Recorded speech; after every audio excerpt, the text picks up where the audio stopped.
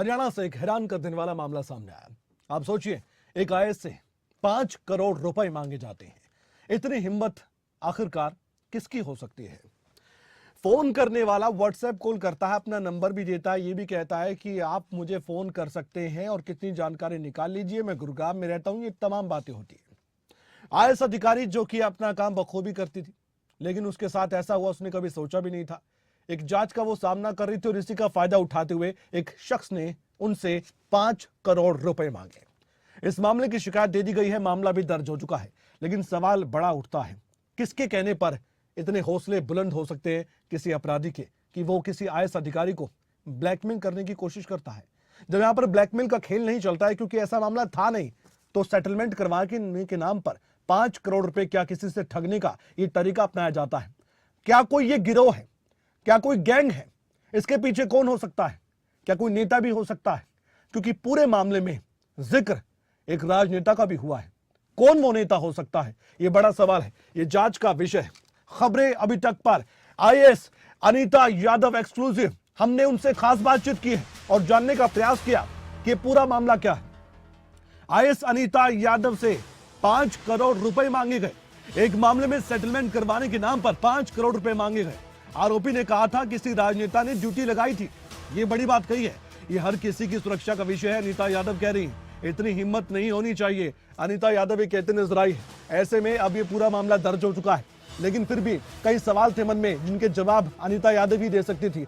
कैसे phone call हुआ, कैसे व्हाट्सएप कॉल आई, कैसे नंबर दिया गया, क्या है उनके पास ऐसा जिसके बाद ये बड़ा खुलासा और भी ज्यादा हो गया और खबरों के पास तमाम वो बातें हैं।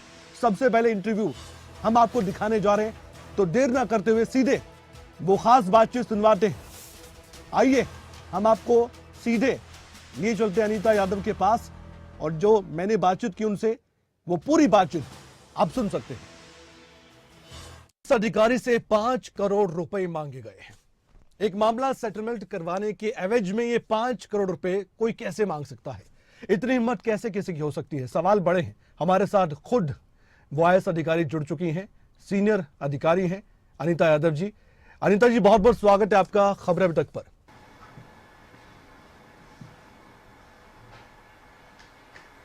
जी थैंक यू।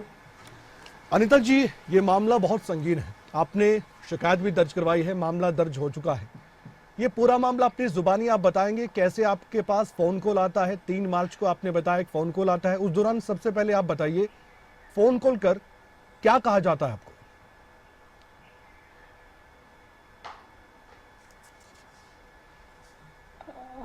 मेरे पास व्हाट्सएप कॉल आती है शाम के 8:30 पौने 9 बजे के आसपास, और अननोन नंबर था।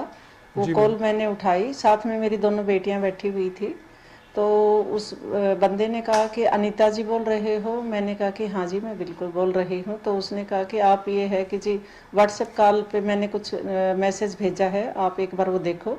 मैंने जैसे ही देखा तो उसके ऊपर ये था कि उस समय तक नहीं आया हुआ था, तो बाद में फिर उसने लिखा कि उसके ऊपर कि आपके मैटर के रिगार्डिंग मैं जानना चाह रहा था, जितना जल्दी हो सके आप मेरे को बताओ जी। तो मैंने पूछा कि आप कौन हैं, क्योंकि ये उसने ऐसा कि चैट ही किया था, उसने रिटर्न मैसेज किया था, उसने ये कॉल नहीं किया था जी। तो उसने कहा कि मैंने उससे पूछा कि आप हैं कौन, कौन सा मैटर, क्या बात करना चाह रहे हो? तो जब उसने बताया कि जी एसीबी का मैटर है, और मैं ऋषि नाम है मेरा फ़ोन नंबर है आपके पास आ गया है, राजस्थान रजिस्टर्ड नंबर है, गुड़गांव में रहता हूँ, और मेरे को आपके सारे उच्च अधिकारी जानते हैं, आप उनसे पूछ सकती हो, और मैं अभी इस फ़ोन के ऊपर आपका नहीं वो कर सकता, आपसे बात नहीं कर सकता। कोई और नंबर है तो आप मेरे को बताइए। मेरी बेटी मेरे साथ बैठी हुई थी, उन्होंने अपना फ़ोन नंबर ये है कि उसके ऊपर लिख दिया कि इस फ़ोन पे आप बात कर लो। जब उसके ऊपर बात उसका फ़ोन आया तो उसने पूछा कि तो उसने कहा कि जी आप कंफर्टेबल हो, मैं बात कर सकता हूँ? मैंने कहा कि हाँ करिए, बताओ क्या क्या विषय है। तो उसने कहा कि जी जो आपका गुड़गांव में एसीबी का मैटर चल रहा है, मैं उसके बारे में बात करना चाह रहा हूँ कि क्या बात करनी है।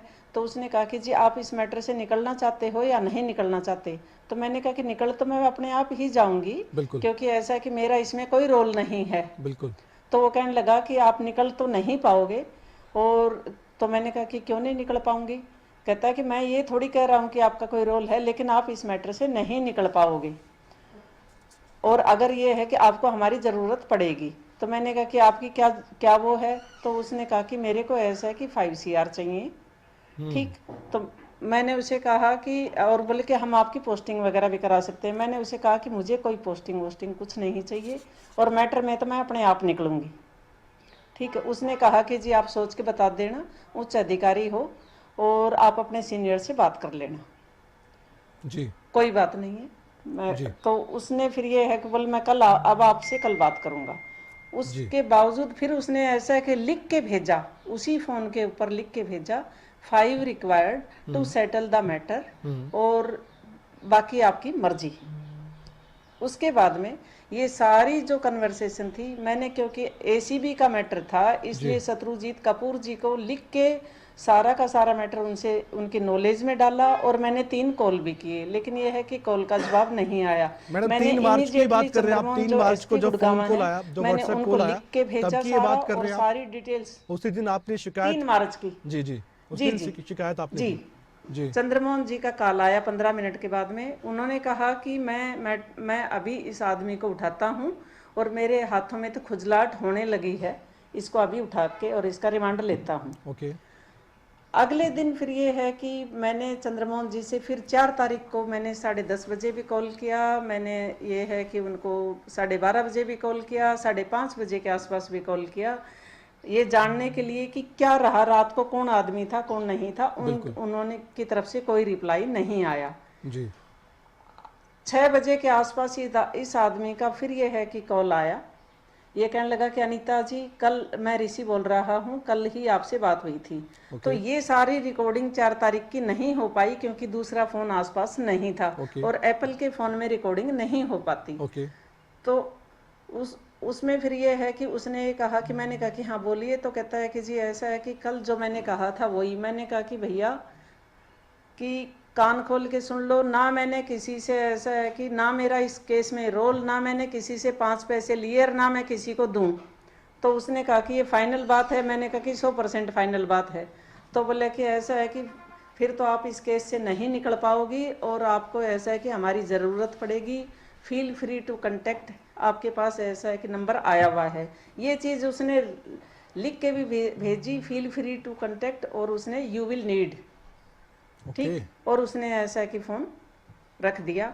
ये सारी कन्वर्सेशन अगेन मैंने शत्रुजीत कपूर साहब को ऐसा है कि भेजी, चंद्रमोहन को भी भेजी, और मैंने उनको कॉल भी किए। और उसके बाद फिर ये है कि मैंने कला रामचंद्रन जी के पास भी 5 बार फ़ोन किया, जो सीपी हैं यहाँ की मैडम, जी। उनको फ़ोन किया, उनका फ़ोन पिकअप नहीं हुआ। तो मैंने थाने में अपने भाई को भेजा कंप्लेंट रजिस्टर कराने के लिए। जी। ठीक जी।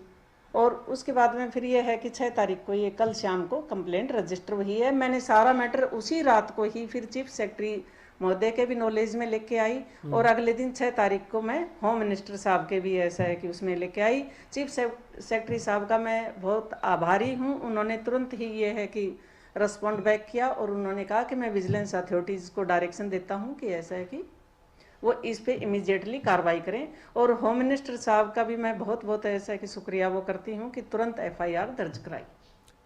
मैडम, इस मामले में आपको लगता है कि कोई आपको जानबूझकर परेशान कर रहा है, या फिर वाकई में आपने भी जो एक शिकायत दर्ज करवाई उसमें एक जिक्र भी है कि उस शख्स ने कहा था कि कोई राजनेता कह रहा है कि आपसे मुझे बात करनी चाहिए? इस तरह की बातों का जिक्र जो मैंने शिकायत पढ़ी आपकी, जो मामला दर्ज आपने करवाया है, ये बात हुई, उसने कुछ इसके बारे में कहा? जी जी जी जी जी जी। नहीं, मैंने उससे पूछा कि कौन है इसके पीछे, कौन राज। उसने कहा कि मेरी ड्यूटी लगाई गई है आपसे बात करने के लिए। ओके। ड्यूटी किसने लगाई, किसी ब्यूरोक्रेट ने लगाई है या किसी पॉलिटिशियन ने लगाई है? तो उसने कहा कि किसी पॉलिटिशियन ने लगाई है, और ये कहा है कि आपसे कांटेक्ट करने के लिए कहा गया है। वो मामला बताएंगे आप, क्या मामला था, क्यों इस शख्स ने फोन किया, क्यों सेटलमेंट की बात की? मामला ये है कि मामला बेसिकली क्या है कि किसी प्लॉट की अलॉटमेंट से रिलेटेड है, जो कि एडमिनिस्ट्रेटर, मैं उस समय 2015 में हुडा एडमिनिस्ट्रेटर थी गुड़गांव में। ओके। लेकिन ये है कि ये प्लॉट की अलॉटमेंट है, ये एडमिनिस्ट्रेटर ऑफिस का काम नहीं होता, ये संपदा अधिकारी के ऑफिस का काम होता है। तो अलॉटमेंट किसको की जानी है, किसको नहीं की जानी है, ना तो एडमिनिस्ट्रेटर के पास फाइल आती है, ना आनी चाहिए, ना उसका क्षेत्राधिकार है, ना मेरे पास आई, ना मैंने कोई अलॉटमेंट के ऑर्डर किए, कुछ भी नहीं है।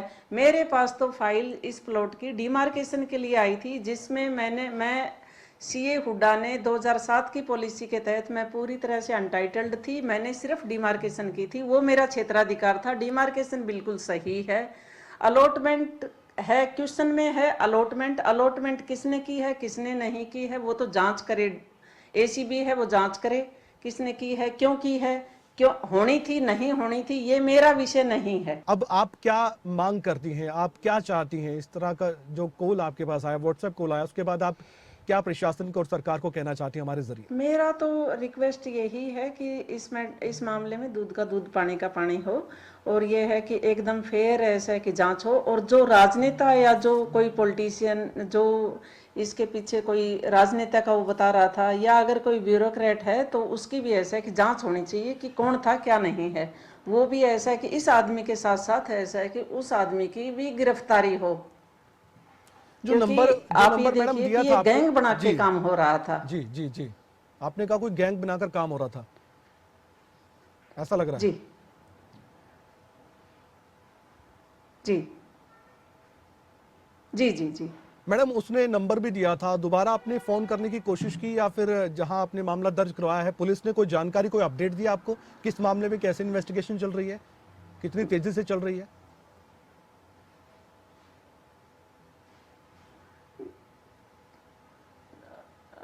नहीं, मैंने तो पुलिस से अब कोई वो नहीं वो किया है। हाँ, आज पुलिस जरूर मेरे पास ये है कि पुलिस की तरफ से आईओ आए थे, और वो मेरा ऐसा है कि बयान लेने के लिए आए थे।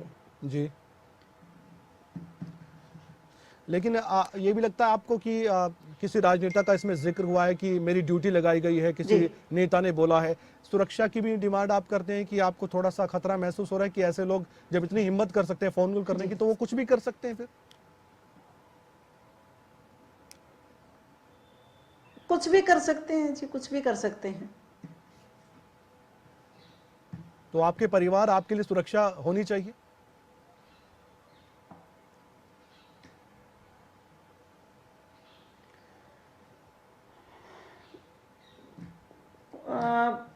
बात यह है कि ये तो सरकार ने देखने का विषय, मेरा विषय नहीं है। सरकार देखे जी इस मामले को, मैंने उनके संज्ञान में ला दिया है जी। इतनी हिम्मत होनी तो नहीं चाहिए थी, हिम्मत, बात यह है कि हिम्मत इतनी नहीं होनी चाहिए थी, और अगर किसी ने हिम्मत की है तो उस पर इमीडिएट कार्रवाई होनी चाहिए। मेरे तो यही वो है, डिमांड है जी, यानी कोई ना कोई तो और कोई। बात ये है कि जी ना केवल ये है कि अनीता यादव का विषय है, ये ऐसा है कि हर कॉमनर का, हर उस कॉमनर की सेफ्टी का विषय है कि हर ऐसा है कि आदमी की सुरक्षा है, उसका तो सुरक्षा तो उसको मुहैया होनी ही चाहिए। आदमी अपने आप में सेफ तो रहना ही चाहिए। कितना मुश्किल भरा समय आपके लिए है। एक तरफ बेशक आप कह रहे हैं कि मैं बेकसूर हूँ, एक जांच चल रही है, और इसके बाद ये फोन कॉल आपको परेशान कर रहा है। पुलिस जांच कर रही है, हम उम्मीद करते हैं कि पुलिस जल्द ही इस जांच को पूरा कर उस आरोपी तक पहुंचे, और उसके बाद दूध का दूध, जैसा कि आपने भी कहा, और पानी का पानी हो जाए। शुक्रिया मैडम, आप हमारे साथ जुड़े, खबरें तक पर आपने खास बातचीत की। तो आपने पूरी बातचीत सुनी। हमारा यही मकसद था कि अनीता यादव से पूछा जाए कि हुआ क्या था। अपने आप में बड़े सवाल उठ रहे हैं, कौन ये आरोपी हो सकता है? क्या वाकई में किसी नेता ने इस आरोपी की ड्यूटी लगाई कि अनीता यादव से साठगांठ करे, या अनीता यादव से पूछे कि क्या सेटलमेंट करवाना है, जो आरोप लगे हैं क्या उन आरोपी से पीछा छुड़वाना है? अनीता यादव जो कह रही है कि मैं जांच के लिए तैयार हूं, अगर मैंने कुछ गलत किया तो कानून काम करेगा, लेकिन उसके बावजूद भी कौन अनीता यादव को परेशान करना चाहता है? बड़े सवाल कहीं हैं। बड़ी जानकारी हम आपको दे रहे हैं कि किसी राजनेता का भी जिक्र है उस शिकायत में, जो शिकायत अनीता यादव ने दी है। हमारे साथ हमारे संवाददाता गुलशन ग्रोवर भी सीधे जुड़ चुके हैं फोन लाइन पर, उनसे हम जानकारी भी हासिल करते हैं। गुलशन, ये पूरा मामला बहुत गंभीर है, हमने पूरी बातचीत सुनवाई हमारे दर्शकों को। हम जानना चाहते थे कि मामला कैसे सामने आया और कैसे बातचीत हुई है, और आरोपी ने क्या क्या कहा अनीता यादव को। इस मामले को लेकर पुलिस क्या कुछ कह रही है? देखिए, फिलहाल पुलिस का यही कहना है कि कमल इस पूरे मामले की जांच की जा रही है। जो वरिष्ठ आईएएस अधिकारी अनीता यादव ने शिकायत दी है, जिससे एफआईआर दर्ज कर ली गई है।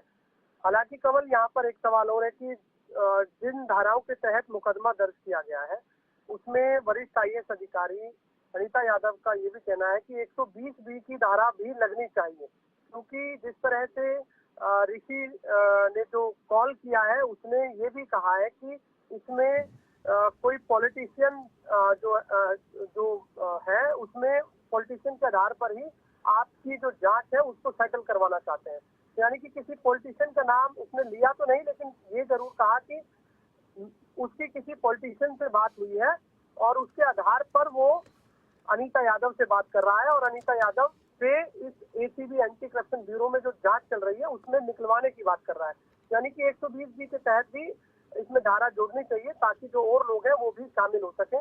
फिलहाल अब जांच कहां तक जाती है और कब तक वो आरोपी ऋषि जो है गिरफ्तार हो पाता है पुलिस के शिकंजे में, ये एक बड़ा अहम सवाल भी है और पुलिस के लिए भी ये चुनौती है कि उसको जल्द से जल्द गिरफ्तार किया जाए, ताकि जिस तरह से वरिष्ठ आईएएस अधिकारी अनीता यादव से जो 5 करोड़ रुपए की रंगदारी मांगी गई है, ये कोई छोटी रकम नहीं है। गुलशन, इस पूरे मामले में पुलिस अपनी जांच को आगे बढ़ा रही है, लेकिन अनीता यादव ने एक बड़ी बात कही है कि कुछ भी हो, ये उनसे ही जुड़ा मामला नहीं है, ये सबकी सुरक्षा का विषय है।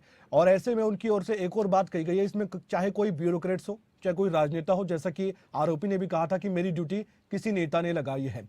तो इस मामले की बहुत गहराई से और बहुत गहनता से और बहुत गंभीरता से बात करनी चाहिए इस पर, और इस पर जांच भी बहुत तेजी से आगे बढ़ानी चाहिए पुलिस को। देखिए, बिल्कुल, क्योंकि कमल, ये कोई आम इंसान का मामला नहीं है, एक वरिष्ठ आईएएस अधिकारी का मामला है, और जबकि 5 करोड़ रुपए की रकम का भी मामला है और साथ ही इसमें कोई नेता से जुड़े होने का भी मामला है, क्योंकि जो ऋषि है, जो इसमें आरोपी है, उसने ये कहा है कि उसकी जो ड्यूटी है वो किसी नेता ने लगाई है। तो यानी कि अब सच्चाई क्या है इसमें, उसे कैसे मालूम हुआ कि एंटी करप्शन ब्यूरो में जांच चल रही है और वो अनीता यादव की चल रही है, और उसे निकलवाने के नाम पर किसने कहा कि 5 करोड़ रुपए आप मांग लीजिए। तो ये सारे जांच का विषय है और ऐसे में क्या कुछ आगे की कार्रवाई गुड़गांव पुलिस की होती है। तो फिलहाल सेक्टर 50 थाने में एफआईआर दर्ज जरूर कर ली गई है, लेकिन अभी तक आरोपी गिरफ्तार नहीं हुआ है। नंबर जो है वो ट्रेस किया जा रहा है, जिस नंबर से कॉल आई थी। और हालांकि जिस तरह हमने बात की जब आईएएस अधिकारी अनीता से, तो उनका कहना था कि राजस्थान के टोन में पहले उन्होंने बात की थी, फिर उसके बाद हरियाणवी टोन में बात की थी। ओके। अब वो भी अपने आप में पहली है कि आखिरकार वो जो भी ऋषि है वो क्या हरियाणा का रहने वाला है या वो राजस्थान का रहने वाला है। तो इन सभी बातों पर जो है पुलिस इन्वेस्टिगेशन करने के लिए भी अनीता यादव के घर पे पहुंची थी कि पूरा मामला क्या था, वो विस्तार से फिर दोबारा से जानकारी ली थी। अब आगे क्या होता है ये देखना होगा जी। गुलशन, आप हमारे साथ बने रहिए, हम एक बड़ी जानकारी दर्शकों तक पहुंचाना चाहते हैं। वो बड़ी जानकारी ये है कि खबरें तक के पास वो ऑडियो भी है जिस ऑडियो का जिक्र हो रहा था।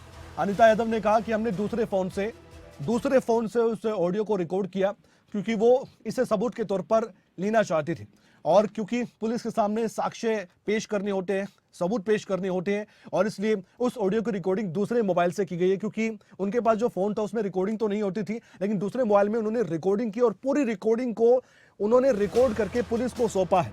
पुलिस में दी शिकायत में राजनेता का भी जिक्र है। गुलशन भी हमारे साथ, हमारे संवाददाता जुड़े, उनसे हम बातचीत करेंगे, लेकिन उससे पहले एक्सक्लूसिव ऑडियो, सबसे पहले हमने आपको जानकारी दी, सबसे पहले हमने आपसे जानकारी साझा की और हमने आपको सुनवाया कि अनीता यादव ने क्या कहा। अब वो ऑडियो भी सबसे पहले खबरें तक आपको सुनवाने जा रहा है। सुनिए आप क्या बातचीत की, आरोपी ने क्या कहा। जल्दी है वो, बस अपन इतना करा सकते हैं जी कि आपकी इंक्वायरी हट जाएगी, उसके अंदर कोई दिक्कत नहीं आएगी। और उसके अलावा भी आपका अगर कहीं ट्रांसफर वगैरह आपको चाहिए होगा तो वो अपन करवा सकते हैं। नहीं, ट्रांसफर वगैरह तो जी मेरे को नहीं चाहिए, लेकिन ये है कि जी तो मैं अब बिना मिले तो मैं कैसे बात करूं। आप आराम से बात कर सकते हैं, इसलिए मैंने नहीं व्हाट्सएप पे तो बिल्कुल कॉल किया, लेकिन और ये नंबर की डिटेल पूरी निकलवा लीजिए। ये राजस्थान का नंबर है। अब ये राजस्थान का नंबर है, लेकिन फिर भी मैं आपसे बात कर रही हूँ। लेकिन वो कर रही इसलिए हूँ कि आपका जो केस है वो ठीक है, अपने ऊपर से आदेश आया था कि अभी एक बार मैडम से बात कर लेना, तो हम ये चाह रहे थे कि भाई आपसे बात करके और एक बार ठीक है आपका नाम हटवाना है बस, अपन तो वो चाह रहे हैं। ऊपर कौन से लेवल से जी? लेवल तो होता जी है। वो लेवल का नाम तो नहीं बता पाएंगे तो सर फिर मैडम जी। ये है कि अमाउंट क्या कह रहे हो आप? अमाउंट जी अब आप एक बार सेटिस्फाइड हो जाइए कि भी आप ये चीज से निकलना चाह रहे हैं क्या? नहीं, देखो इस चीज से तो निकलूंगी, लेकिन ये है कि बात ये, इससे तो निकलूंगी, मेरा रोल ही नहीं है। आज नहीं तो 2 दिन बाद निकलूंगी जी। लेकिन एक तो क्या होता है कि जी 2 दिन बाद आप निकलेंगे, वो आप अपनी मेहनत करके निकलेंगे, वो कोई दिक्कत नहीं है, वो तो बहुत अच्छी चीज है, वो तो आप निकलेंगे। लेकिन जो आप एकदम बाय डिफॉल्ट निकलेंगे ना गवर्नमेंट से, वो अलग चीज होगी, समझे ना आप?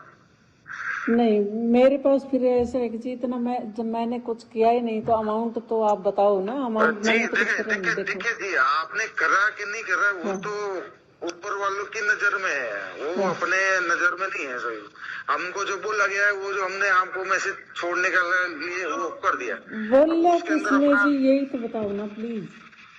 पॉलिटिशियन ने बोला, ऑफिशियल ने बोला? देखिए अब आपको मैं एक छोटा सा उदाहरण दे देता हूँ कि जी पॉलिटिशियन ने बोला है, अब बस आप समझ जाइए। अब मैं आपको ज्यादा डिटेल नहीं बता सकता जी, अब बस आप बताइए जी क्या करना है अपन को। चलो मैं कैसे सोच के बताऊंगी जी, सोच के बताऊंगी। अमाउंट बता दो जी। अमाउंट तो 5 रहेगा। अच्छा, चल ठीक। उसके अंदर टोटल क्लियर हो जाएगा आपका मामला। अच्छा जी, चलो कहाँ पे देना है? वो सब आपको, आप पहले आप कंफर्टेबल हो जाइए, आप सेटिस्फाइड हो जाइए, आप अपने ऊपर के अधिकारियों तक भी आप पहले एक बार सेटिस्फाइड हो जाइए। वो भी आपको, अगर आपके जो बॉस है वो भी अगर आपको बोल देंगे ना तो ही करना, वरना मत करना। जो अमाउंट लगेगा उसका मैं आपको एक बार आपको कंफर्म कर दूंगा, ये अमाउंट लगेगा और यहाँ से जाएगा। हाँ, कौन से ऑफिस से? गुड़गांव, फरीदाबाद? कौन से ऑफिस से? गुड़गांव ऑफिस से बोल रहे हैं, गुड़गांव। अच्छा, गुड़गांव ऑफिस से। हाँ, अच्छा जी, लेकिन मैं हाँ मैं पर्टिकुलरली आपको बता दूं कि मैं ऑफिस से, गुड़गांव ऑफिस से ना कोई सरकारी कर्मचारी बोल रहा हूँ। हाँ, मैं तो बस आपका जो काम है, जो इंक्वायरी है, उसको आपको सेट करा दूंगा, बस इतना कर रही हूँ। और जो मेरे को आगे से आदेश आया है वो मैं पालना कर रहा हूँ। अच्छा, फिर आदेश पता नहीं किसने दे दिया, क्योंकि आप ये देखो कि इंक्वायरी तो ठीक है कि चल रही है, लेकिन मेरा तो इसमें कोई ऐसा है कि देखिए जी, आपका मेरे को पता है जी, आपका कोई रोल है नहीं है उसका कोई अपन को, मेरे को उसका कोई लेना देना नहीं है। मेरे को जो आगे से आदेश आया था कि मैडम जी से बात कर लेना, कि भाई मैडम जी क्या फिर मैं इस तरीके से मैं ऐसे कैसे बात करूंगी जी? आप ऐसा है कि आप या तो मिल के बात करो मेरे से। नहीं जी, नहीं जी, नहीं जी, नहीं जी, देखो मिलने का तो होगा भी नहीं कभी। आपकी इंक्वायरी चल रही है, वो बस अपन इतना। हमारे साथ हमारे संवाददाता गुलशन इस वक्त फोनलाइन पर जुड़े हुए। गुलशन, सबसे पहले खबरें तक ने एक्सक्लूसिव बातचीत सुनवाई नीता यादव की, और वो ऑडियो भी सबसे पहले हमने ही दर्शकों तक पहुंचाया है। इस ऑडियो में बहुत कुछ साफ हो जाता है। हौसले तो बुलंद थे इस आरोपी की, जिसने पैसे मांगने का काम किया और ये भी कहा कि मैं मिलूंगा तो कभी नहीं। लेकिन एक और बात जो है वो गौर करने वाली है। ये कहा गया तो आप अपने ऊपर के जो बॉस है उससे बातचीत कर लीजिए, सेटिस्फाई हो जाइए, उसके बाद आप बात कीजिए। ये हैरानी वाली बात है। देखिए कमल, बिल्कुल सबसे पहले आईएएस अधिकारी अनीता यादव के पास व्हाट्सएप पर एक मैसेज आता है जिसका नंबर होता है 9460378768, और उसके बाद पहला मैसेज वो 9:08 पर देता है रात के समय, जिसमें वो लिखता है just for sake close the matter ASAP, यानी कि जो आपका मामला एंटी करप्शन ब्यूरो में चल रहा है उस मामले में मैटर को क्लोज कराने के लिए आपसे बात करना चाहता हूं। तो उसके बाद जो आईएएस अधिकारी हैं अनीता यादव, वो उन्हें रिप्लाई करती है कि who is this, what matter, कौन सा मैटर, आप कौन हो एंड हु आर यू। तो उसके बाद वो फिर मैसेज करता है कि please share any contact to discuss further regarding ACB, यानी कि कोई दूसरा आपके पास अगर नंबर है तो हम उस नंबर से डिस्कस कर सकते हैं रिगार्डिंग एंटी करप्शन ब्यूरो वाले मामले में। तो उसके बाद जो अनीता यादव है वो एक व्हाट्सएप नंबर देती हैं अपनी बेटी का, और उस व्हाट्सएप नंबर पे फिर वो अगला मैसेज जो है करता है और उसके बाद उनकी बात होती है। तो व्हाट्सएप मैसेज पर ही वो लिखता है कि 5 required for complete out of list, यानी कि इस पूरे मामले से आपको निकालने के लिए 5 CR देने पड़ेंगे। और उसमें ये भी लिखा होता है कमल की no need to discuss with anyone, किसी से भी आप इस मामले में डिस्कस जी मत जी करना। जी जी वो यदि कहता है कि अगर आपको निकाल भी दिया जाए इस मामले से तो डिस्कस नहीं करना है। बिल्कुल। तो फिर उसके बाद जो IAS अधिकारी है अनीता यादव जी व्हाट्सएप कॉल के माध्यम से उनकी पूरी जानकारी को दूसरे फोन के माध्यम से पूरा रिकॉर्ड करती हैं, और रिकॉर्ड करने के बाद वो तुरंत इसकी शिकायत गुरुग्राम पुलिस से करती है जी। और रात को ही इसका मामला हो जाता है।